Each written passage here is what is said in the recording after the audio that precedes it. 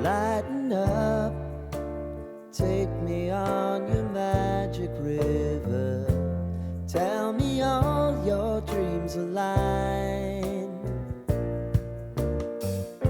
Sign me up and tell me about. Hello friends, आप सबको मेरा नमस्कार। मैं सस्मिता आप सबको मेरे चैनल माइंड स्पिरिचुअल स्टोरी में स्वागत करती हूँ। आज मैं आपके साथ शेयर करूंगी ऐसी एक इम्यूनिटी बूस्टर की रेसिपी जो इंडिया में हर घर में आपको मिलेगा। आज का ये इम्यूनिटी बूस्टर नहीं, ये बहुत पुराना इम्यूनिटी बूस्टर है जिसे आप सब च्यवनप्राश नाम से जानते हैं। पहले जो च्यवनप्राश मिलता था उसमें बहुत सारा मेडिसिनल वैल्यू रहता था क्योंकि उसमें बहुत सारे आयुर्वेदिक हर्ब्स एंड स्पाइसेस रहता था। लेकिन आजकल जो च्यवनप्राश मिलता है उसमें पता नहीं क्यों उतना मेडिसिनल वैल्यू नहीं रहता है जितना पुराने च्यवनप्राश में रहता था।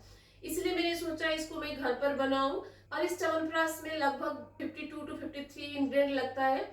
सारे इंग्रेडिएंट तो हमें मिलना मुश्किल है, जितना भी मिलता है उसको लेकर हम घर पर च्यवनप्राश बना सकते हैं। इन 52 to 53 इंग्रेडिएंट से मैंने 27 इंग्रेडिएंट कलेक्ट किया है।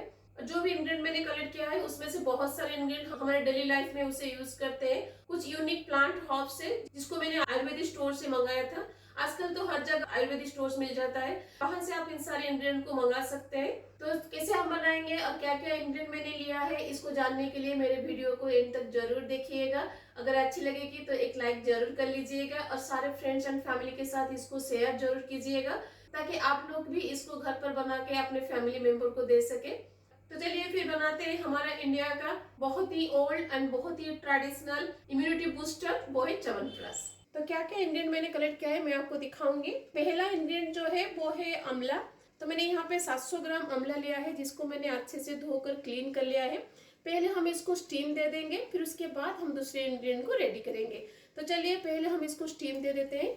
अगर आपके पास स्टीमर है तो स्टीमर में इसको स्टीम दीजिएगा। अगर आपके पास स्टीमर नहीं है तो आप कोई भी कढ़ाई में पानी लेके उसके ऊपर एक प्लेट रख लीजिएगा और प्लेट के ऊपर आंवला को रखकर उसको कवर कर लीजिएगा, उससे भी वो स्टीम हो जाएगा। लेकिन डायरेक्ट उसको प्रेशर कुकर में या फिर डायरेक्ट पानी में डाल के बॉईल मत करिएगा।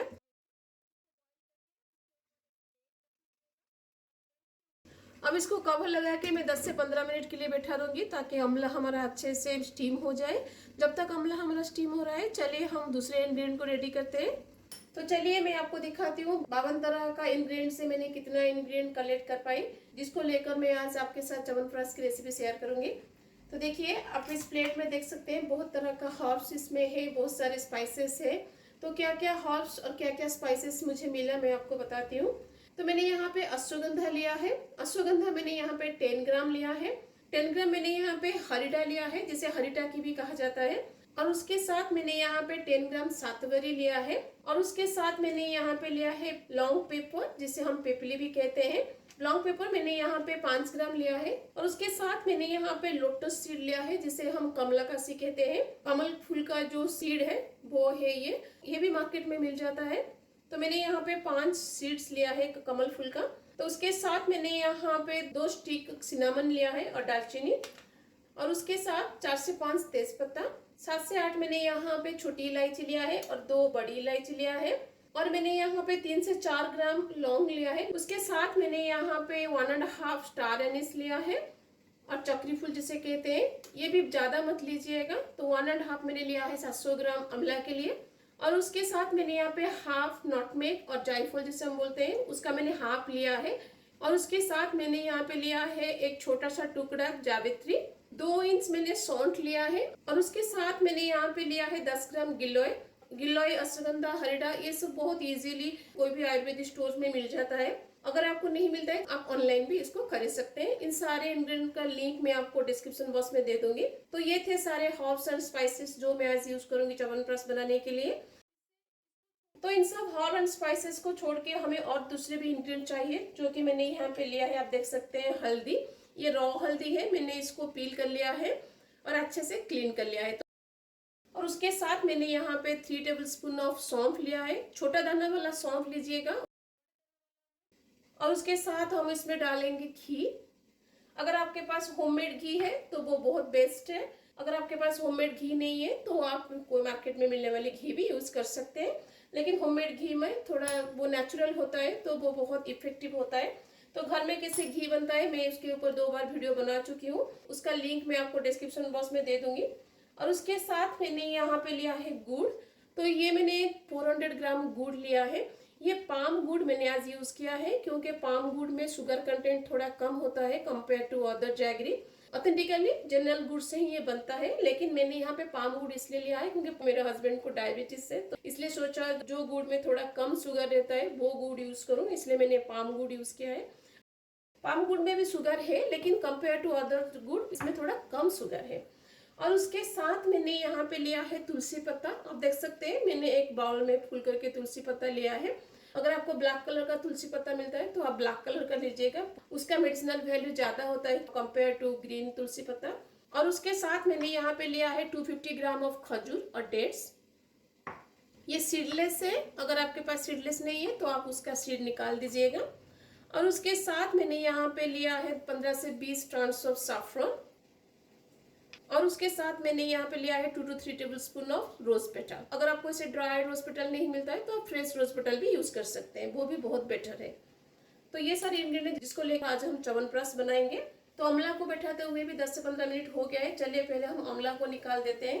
अमला को बैठाते हुए 10 से 15 मिनट हो गया है। अमला भी हमारा अच्छे से बॉइल्ड हो गया है, तो सारे अमले को हम निकाल देंगे इसमें से।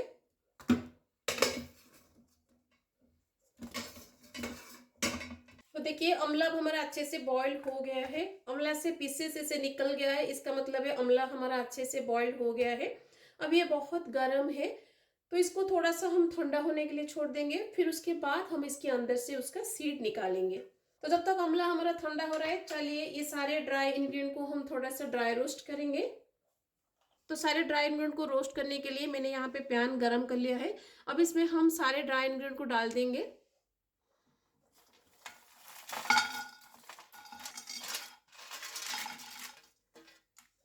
और उसके साथ हम इसमें डाल देंगे सौंफ।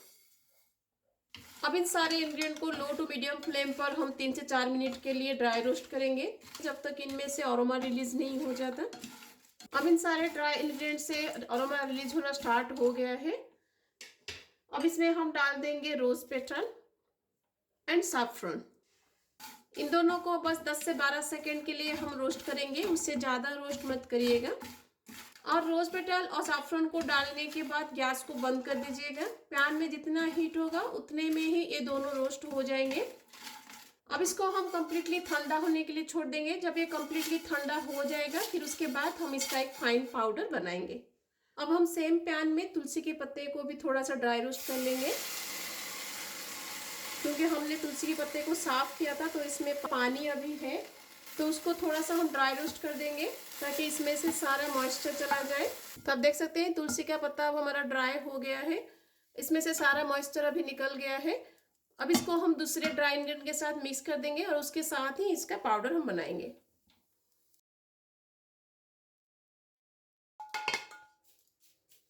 तो ये सारे ड्राई इंग्रेडिएंट को हम अच्छे से ठंडा कर देंगे। जब ये कम्प्लीटली ठंडा हो जाएगा फिर उसके बाद हम इसका एक फाइन पाउडर बनाएंगे। तो सारे ड्राई इंग्रेडिएंट हमारा ठंडा हो गया है। अब इसको हम मिक्सिंग जार में डाल देंगे।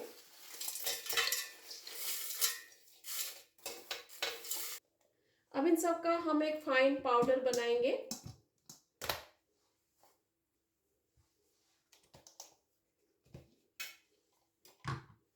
तो देखिए मैंने सारे ड्राई इंग्रेडिएंट का एक फाइन पाउडर बना लिया है। ऐसे ही इसका एक फाइन पाउडर बना लीजिएगा। तो ये सारे इंग्रेडिएंट अब हमारा रेडी है। चलिए हम अमला को रेडी करते हैं। अमला भी अब हमारा ठंडा हो गया है। अब इसके अंदर से हम सीड को निकालेंगे। तो आप थोड़ा सा ऐसे प्रेस करेंगे तो ये पूरा ओपन हो जाएगा और इसके अंदर से सीड को इसे निकाल दीजिएगा और बाकी को मिक्सिंग जार में डाल दीजिएगा, क्योंकि हमें इसका एक पेस्ट बनाना है। तो सारे अमला से हम सीड्स को निकाल देंगे। तो देखिए मैंने सारे अमला से सीड्स निकाल दिया है। अब इसमें हम डालेंगे हल्दी। हल्दी को ऐसे छोटा छोटा पीस करके मैं काट के डाल दूंगी ताकि ये अच्छे से ग्राइंड हो जाए। तो अब हम हल्दी और अमला का एक फाइन पेस्ट बनाएंगे। इसमें पानी मत डालिएगा, बिना पानी का ही इसका पेस्ट बनाइएगा। अगर आपके जार में ये अटक रहा है, ग्राइंड नहीं हो पा रहा है, तो इसमें थोड़ा हाफ कप ऑफ पानी डाल के इसका एक पेस्ट बनाइएगा। अगर जरूरत नहीं पड़ता है तो पानी बिल्कुल भी इसमें ऐड मत करिएगा। तो अब मैं पानी नहीं ऐड कर रही हूँ, देखती हूँ होता है कि नहीं। अगर नहीं होता है तो इसमें मैं थोड़ा सा पानी डाल के इसका एक फाइन पेस्ट बनाऊंगी। तो देखिए मैंने यहाँ पे अमला और हल्दी का एक फाइन पेस्ट बना लिया है। अब इसको हम बाउल में निकाल देंगे। मुझे पानी की जरूरत नहीं पड़ी, तो आप भी बिना पानी के ही इसको ग्राइंड करने की कोशिश करिएगा। तो हमारा अमला और हल्दी का पेस्ट रेडी है। और जो खजूर हमने लिया था ना, उसका भी हम एक पेस्ट बना लेंगे। तब हम खजूर का पेस्ट बनाएंगे तो सेम जार में मैं खजूर का पेस्ट बना लूंगी, क्योंकि इसमें अभी भी थोड़ा थोड़ा हल्दी और अमला का पेस्ट लगा हुआ है। हमें थोड़ा सा पानी की जरूरत पड़ेगी, अच्छे से पेस्ट नहीं होगा बिना पानी के, इसलिए मैंने यहाँ पे 1/4 कप ऑफ पानी दिया है। देखते हैं अगर इतने पानी में नहीं होता है तो हम थोड़ा सा पानी और ऐड करेंगे।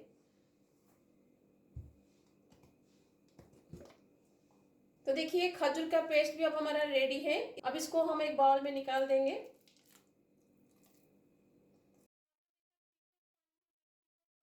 तो उतने पानी में ही हमारा खजूर पेस्ट हो गया।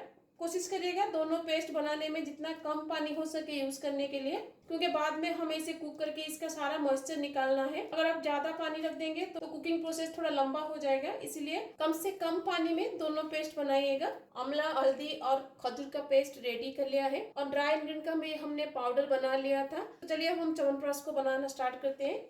जैसे आपने देखा मैंने आज यहाँ पे पाम गुड़ लिया है और मैंने गुड़ का पीसेस से लिया है, इसलिए पहले मैं गुड़ को थोड़ा सा मेल्ट कर दूंगी। तो गुड़ में मैं डालूंगी 1/2 कप ऑफ पानी। ज़्यादा पानी मत डालिएगा, 1/2 कप ऑफ पानी डालिएगा, क्योंकि इस पानी को हमें बाद में ड्राई करना है।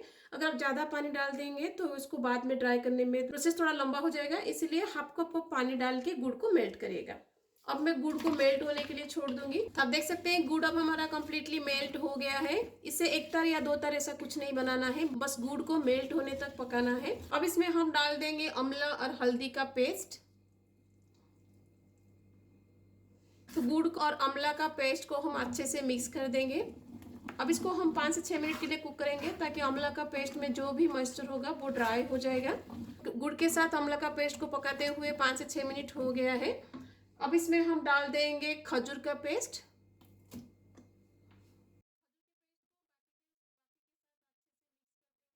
अब इन सबको 5 से 6 मिनट के लिए और कुक करेंगे लो टू मीडियम फ्लेम पर।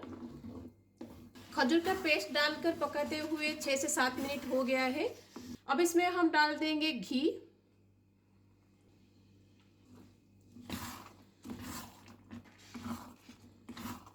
घी को हम अच्छे से बाकी के पेस्ट के साथ मिक्स कर देंगे।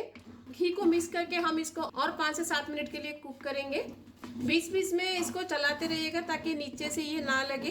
तो कोशिश करिएगा च्यवनप्राश को ऐसे ब्रास की कढ़ाई या फिर आयरन की कढ़ाई में बनाने के लिए। आयरन की कढ़ाई में बहुत बेस्ट बनता है ये। अगर आपके पास ये दोनों कढ़ाई नहीं है तो आप स्टील की कढ़ाई में भी बना सकते हैं, लेकिन मैं पर्सनली प्रेफर करूंगी कि आप एल्युमिनियम कढ़ाई को अवॉइड करें।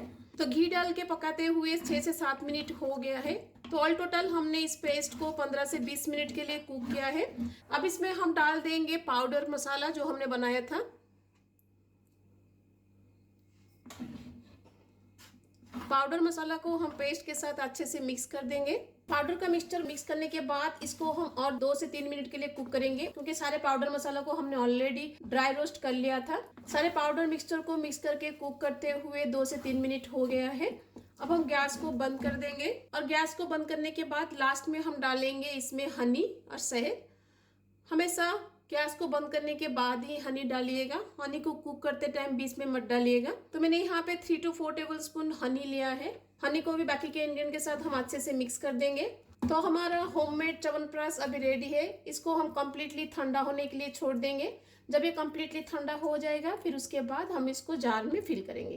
च्यवनप्राश अब हमारा कम्प्लीटली ठंडा हो गया है। अब इसको हम जार में फिल कर देंगे। जो भी जार आप यूज करते हैं इसको स्टोर करके रखने में, वो जार को अच्छे से क्लीन करिएगा और अच्छे से ड्राई कर लीजिएगा। वो जार या फिर वो बॉटल के अंदर बिल्कुल भी मॉइस्चर नहीं रहना चाहिए, नहीं तो च्यवनप्राश जो है वो जल्दी खराब हो जाएगा। तो इस जार को मैंने अच्छे से धोकर इसको ड्राई कर लिया है। अब इसके अंदर मैं च्यवनप्राश को फिल कर दूंगी।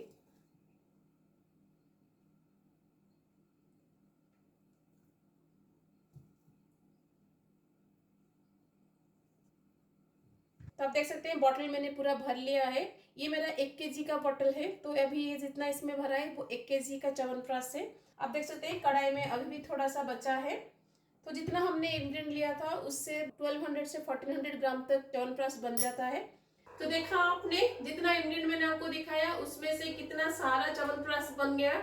और टेस्ट वाइज भी ये बिल्कुल पुराना च्यवनप्राश जैसा लगता है जो हम बचपन में खाते थे। तो मैंने पाम गुड़ से बनाया है इसलिए इसका कलर थोड़ा सा ऐसे दिख रहा है। अगर आप नॉर्मल गुड़ से बनाएंगे तो ये बिल्कुल ब्लैक कलर बस दिखेगा जैसे मार्केट में मिलता है। तो अगर आपको आज की च्यवनप्राश की रेसिपी अच्छी लगेगी तो अपने फ्रेंड्स एंड फैमिली के साथ जरूर शेयर कीजिएगा, ताकि सब अपने घर पर इसको बनाकर अपने फैमिली मेंबर को दे सके। अगर आप मेरे चैनल में नए हैं तो प्लीज सब्सक्राइब जरूर कीजिएगा। तो मिलते हैं और एक रेसिपी के साथ। Till then bye bye, see you, have a good day.